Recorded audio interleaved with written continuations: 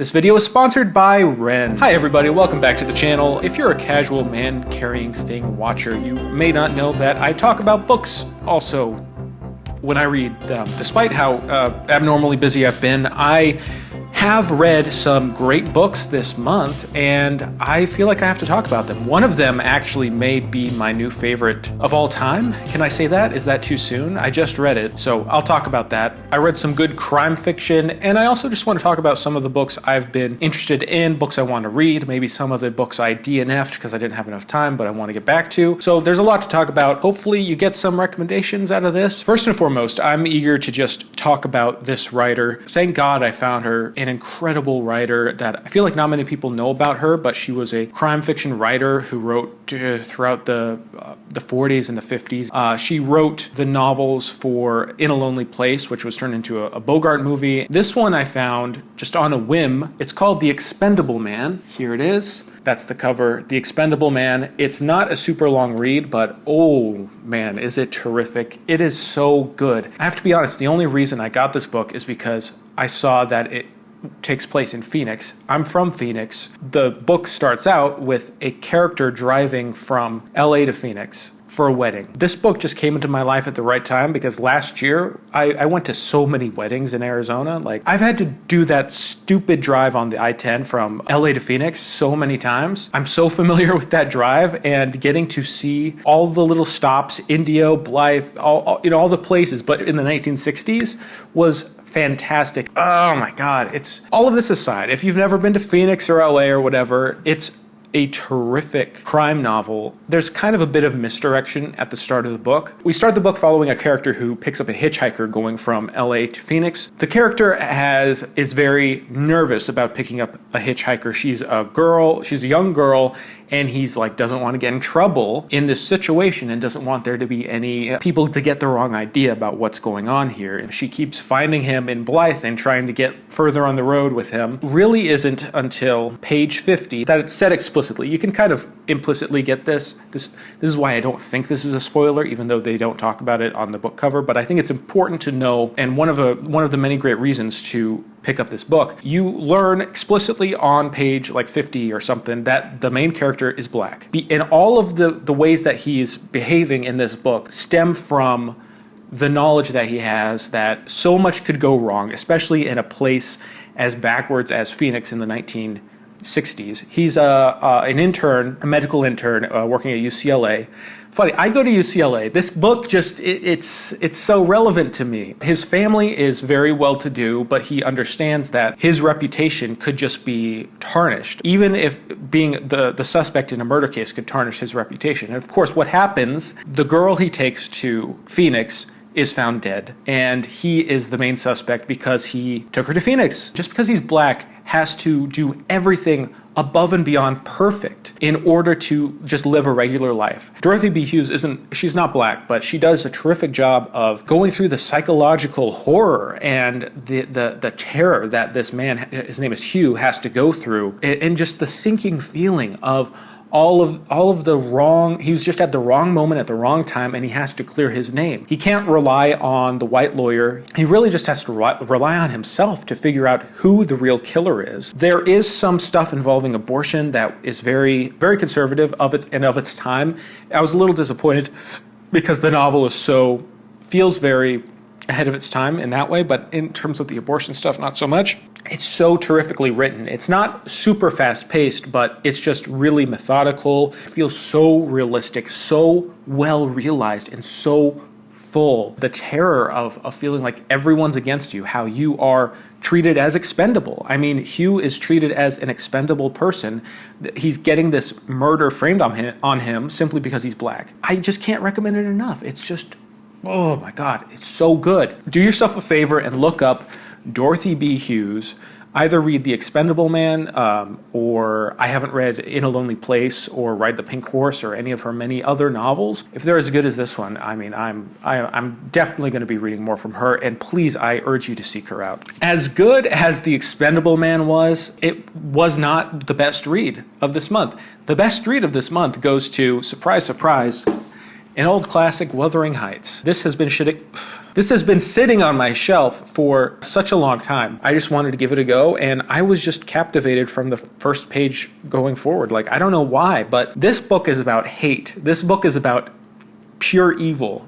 This book is about how there are monsters in the world, how monsters are created, and how those monsters spread their evil to all those around them. I had a lot to say about this book after I first read it, which is why I did a very long discussion / rant about this book on the second channel, on Nadia's channel. In a lot of ways, it's like the precursor to East of Eden, which is one of my favorite books. I'm going to say I prefer this to East of Eden, at least at this point. It's full of just so much, and it has an incredible pace considering it's covering like decades of time and generations. We follow one generation and then the generation that follows them with all their screwed up kids. Incredibly done. The characters are like out of hell. They increasingly become more unhinged. I didn't think there'd be so much violence and abuse and just like torture in one book, and especially a book that's supposed to be romance. I think people who think of this book maybe think of the first half where Kathy and Heathcliff are in love and they're kind of separated. Heathcliff is trying to get revenge on her. Really, this book is like mocking their romance, this like insane, this intensity of their romance where they're just wreaking havoc on all the other people in their lives. There's one character who I really loved, and that was young Kathy's father, because he was able to move on and care for someone else, unlike any of the other characters in this book. This book is all about how love can turn into hate and how hate just can destroy a human being. The characters have insane monologues where they're just ranting and raving in this like Shakespearean language. The plot is terrific. The characters are so well realized. You don't really love any of the characters, but they are all so realistic, but also bigger than life. It's the best of both worlds. There are people who hate this book because of all the reasons I adore it. There's not really any heroes.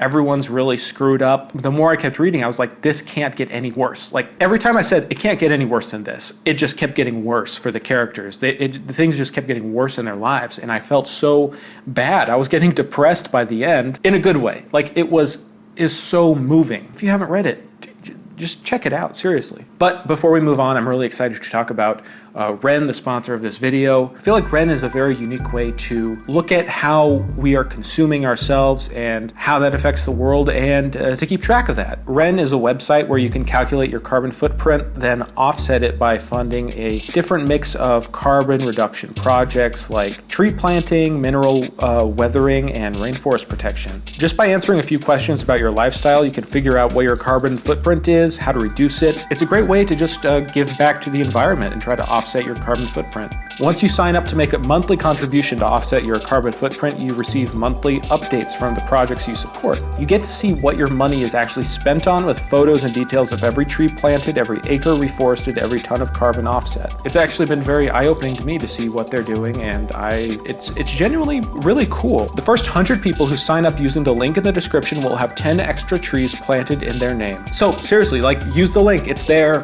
Please use it. Yeah, well, back to the video. Thank you, Ren. The next book I want to talk about is a recent book from a dead author called Call Me a Cab. This is the so-called final book by Donald Westlake, even though they've been saying that for all the books they've been releasing. Basically, this is one of the older books that Westlake wrote that never got published because he was insanely prolific and he could just write all these books and just never release them. This is a terrific book. Westlake is known for his comic crime novel. I've just touched the very tip of the iceberg for Donald E. Westlake. I am so in love with this writer. He wrote under many pen names, and he also wrote as Richard Stark. He wrote the famous Parker novel, starting with The Hunter. It was turned into Point Blank. Great books, very different from the style of Donald Westlake. And this is why I really love Donald Westlake, because he could write in all these different styles. He was so prolific, and he just, oh my God, there's so much to dive into, and he's just a magnificent writer. He's just so incredibly good. The prose level, story level, everything. I don't know if Call Me a Cab is his best work. Again, I just started diving into